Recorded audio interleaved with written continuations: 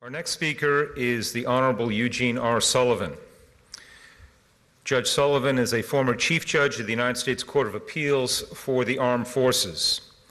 He was nominated to the court during the administration of President Ronald Reagan. President George H.W. Bush named him the Chief Judge in 1990. He was elevated to a senior status federal judge in 2002. Judge Sullivan has been inducted into the U.S. Army Ranger Hall of Fame.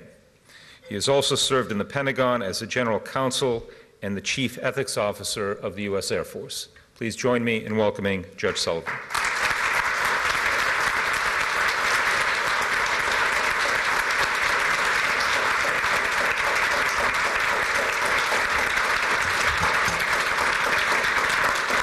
Thank you. Well, it's indeed a pleasure to be here. My law partner, Judge Free, suggested that I come here, and I'm pleased to be here in support of such a worthy cause. People have been talking about Camp Ashraf from different views: political, diplomatic, intelligence, legal, humanitarian. As a retired judge, I think this morning I'd like to share my thoughts about the ethical view here, and remembering that the law is based at the very bottom, at the foundation of all laws, is based on ethical behavior between human beings. And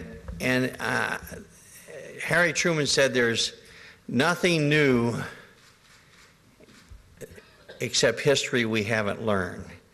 And I went back and I saw a similar ethical situation that occurred during America's Civil War. And it was at the very end.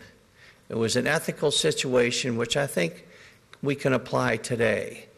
And it happened at Appomattox Courthouse when the head of the Union Army, General Grant, met with Robert E. Lee, the Confederate, the rebel commander of the Army of the Northern Virginia, at a small house right next to Appomattox Courthouse. And as the two West Pointers sat across the table, a small table from each other, they discussed the terms of surrender. And one of the terms, by the way, Grant wrote out the surrender terms right in front of General Lee. And one of the terms I think is poignant. It says, the last sentence, he said, once the arms of the Confederate Army are turned over, that the men will be on parole and they can go to their homes.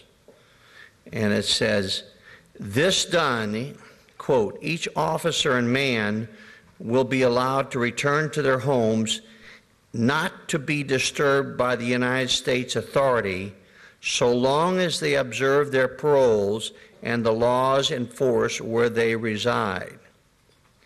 Now, those sentences at that time meant really an amazing thing, that these rebels, the Confederates, were not going to be subject to treason trials. Really, that's the bottom line of it, which was something that General Grant signed.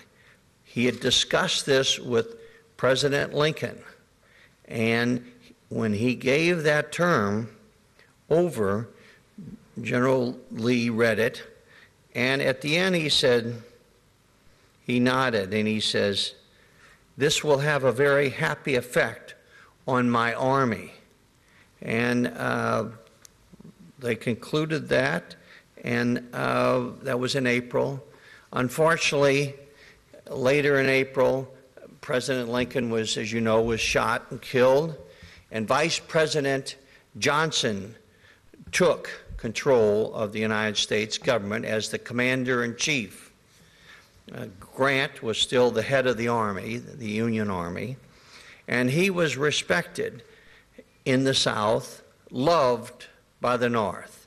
He was the most popular man. If they had a Time magazine, he would have been on the cover. Anyway, in June, Grant gets word that President, his commander-in-chief, Johnson, had ordered treason trials for Lee, General Longstreet, and 10 other Confederate generals. A federal judge down in Richmond, pursuant to the president, had issued these indictments. Well, Grant went to the White House and he said, "Mr. President, I gave my word." The president probably said, "General, you work for me. I'm the commander-in-chief. You're a general. You wrote that document, but that document doesn't mean anything to me because I'm the president and I can do what I want." And again, Grant said, "I gave my word. I gave the word of my nation." And and then he stopped, and you could see that it unmoved the president. And then Grant said this. Now we do have a copy of what he said. He said, "Mr. President, I will resign the command of the Army rather than execute any order to arrest Lee or any of his commanders so long as they obey the law." And Johnson, who was a stubborn man, but a practical man, he knew he was going to have to be reelected president to continue on, and he was looking across the room at the most popular man, the Time magazine Man of the Year, and who could get the nomination not just of the Republican Party, but the Democratic Party and any other party, and win. And so he thought for a while, and he says, "Very well, I will reconsider." And within 2 days, the indictments were withdrawn. Now, I tell you that story. Can we put up on the screen that audio visual? This is an ID card of a man I understand has been killed. And this is the signature and the agreement that he, and let me walk over here. He signed, and the U.S. Iraq representative, Commander, United States Navy, an officer in the United States Armed Forces, signed on behalf of our nation. And it said that more or less, just like that phrase that I read to you, that this is a protection, I will protect you. And this is not just a protection from treason trial, like in the Civil War, but this is protection of life. Protect your life. My law partner is Judge Free. We have a small law firm here and in New York, and he said, what we're really doing, America is giving a license to kill the residents of Camp Ashraf. And he said this in a recent op-ed I'm sure you've all have read. Now, Grant gave his word to protect all the Confederate soldiers as an officer, but it was the word of the nation.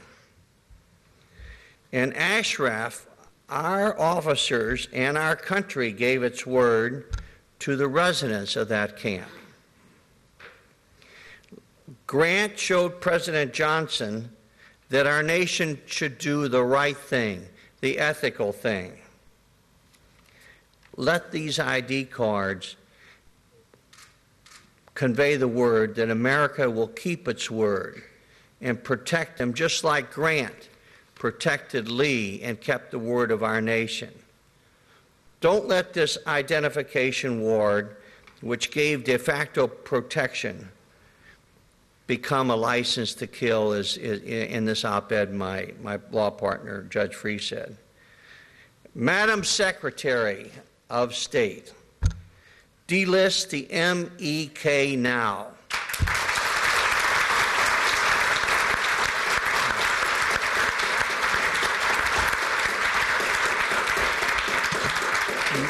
Madam Secretary, keep our nation's word. Let it be our bond. Thank you very much.